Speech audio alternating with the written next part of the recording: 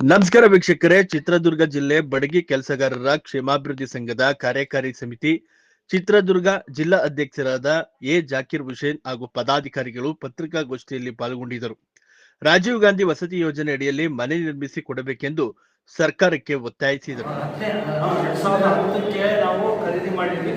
2010ಕ್ಕೆ ಅವರು ವಿಶ್ವಾಸ ಸಾಹೇಬ್ರ ಹತ್ರ ಹೋಗಿ ಅವ್ರು ವಿಶ್ವಾಸ ಸಾಹೇಬ್ರೇನಾದ್ರು ನೋಡಪ್ಪ, ನಿಮಗೆ ರಿನಿಷನ್ ಮಾಡಬೇಕಂದ್ರೆ ಭಾಳ ಖರ್ಚಾಗ್ತದೆ, ಇದು ಆಗಲ್ಲ, ನಾನು ಎರಡನ್ನು ಮಾಡಿ ನಾವು ಒಂದು ಮೀಟಿಂಗ್ ಮಾಡಿದ್ವಿ. ಮೀಟಿಂಗ್ ಮಾಡಿ ಎಲ್ಲರಿಗೆ ಸೇರಿಸಿದೆ.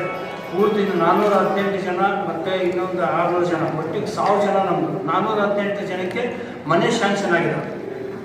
10 ಎಕರೆ 18 ಗುಂಟೆ ಜಮೀನು ನಾವು ಸರ್ಕಾರಸಿಗೆ ಬಿಟ್ಕೊಟ್ವಿ.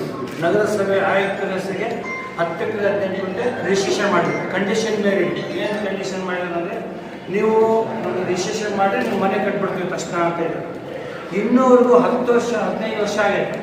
ನಾವು ಖರೀದಿ ಮಾಡಿ ಬಡವರು ಎಲ್ಲ ಜಾತಿಯಲ್ಲಿ